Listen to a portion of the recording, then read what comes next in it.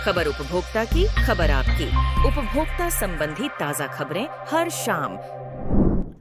स्वास्थ्य बीमा की क्षतिपूर्ति राशि का प्रस्ताव बीमारी छिपाने का दावा कर खारिज करने वाला एसबीआई लाइफ इंश्योरेंस उपभोक्ता आयोग में अपनी बात को साबित नहीं कर पाया। आयोग ने इस प्रकरण में बीमा कंपनी को आवेदक को 5 लाख रुपए की क्षतिपूर्ति और 10,000 रुपए जुर्माना भरने का निर्णय सुनाया है। यह मामला जगदलपुर निवासी रमन कुमार का है, जिनकी पत्नी ने शासकीय सेवा के दौरान ऋण प्राप्त कर ऋण की सुरक्षा हेतु एसबीआई लाइफ इंश्योरेंस कंपनी से बीमा करवाया था। आवेदक की पत्नी का आकस्मिक निधन होने के बाद बीमा कंपनी को सूचना दी गई लेकिन बीमा राशि उन्हें नहीं लौटाई गई। बीमा कंपनी ने यह कहते हुए आवेदन निरस्त कर दिया कि बीमा लेते समय परिवार द्वारा महिला की पूर्व में बीमारी को छिपाया गया। इसके बाद आवेदक द्वारा जिला उपभोक्ता आयोग के समक्ष शिकायत पेश की गई थी।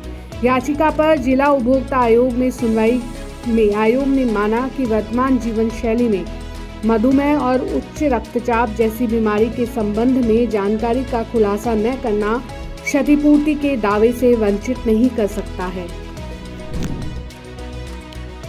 भारतीय स्मार्टफोन मार्केट में प्रीमियम फोन की मांग बढ़ाने का सीधा फायदा आईफोन 16 सीरीज को मिल रहा है।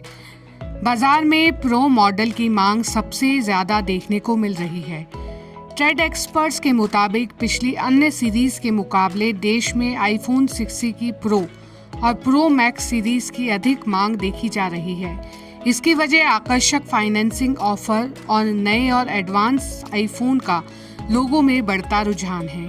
आईफोन 16 सीरीज के सबसे ऊंचे मॉडल प्रो और प्रो मैक्स की मांग में टियर 2 और टियर 3 शहरों में भी तेजी देखी जा रही है।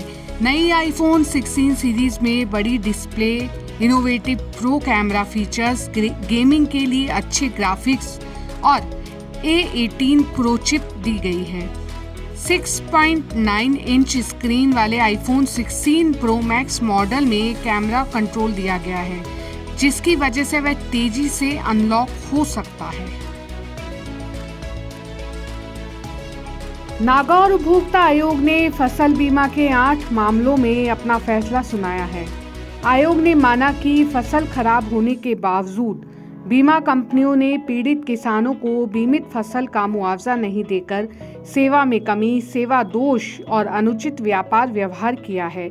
बीमा company HDFC Ergo general insurance company ने फसल खराबे के बावजूद उपभोक्ताओं को क्लेम राशि नहीं दी, जबकि उन्होंने प्रधानमंत्री फसल बीमा योजना के तहत अपने खातेदारी खेत में बोई फसल का बीमा करवा रखा था और प्राकृतिक आपदा के चलते उनकी फसल नष्ट हो गई थी।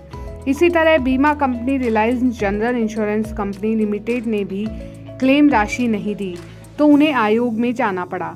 आयोग के फैसले के बाद उपभोक्ताओं को लाखों रुपए का क्लेम मिलेगा। तिरुपति लड्डू मामले में उपभोक्ता मामलों की सचिव निधि खरे ने कहा कि हम FSSAI की रिपोर्ट का इंतजार करेंगे।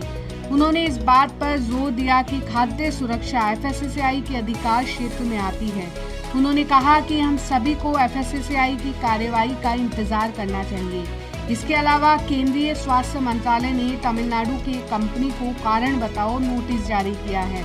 तिरुपति मंदिर में बांटे गए लड्डुओं पर जारी विवाद के बीच उपभोक्ता मामलों की सचिव निधि खरे ने कहा कि उनका विभाग भारतीय खाद्य सुरक्षा और मानक प्राधिकरण की रिपोर्ट मिलने के बाद ही बाजार में घी की गुणवत्ता की निगरानी के लिए अतिरिक्त उपायों पर विचार करेगा। मोदी सरकार के तीसरे कार्यकाल की 100 दिन की उपलब्धियों पर आयोजित संवाददाता सम्मेलन के दौरान खरे ने कहा, हम FSSAI की रिपोर्ट का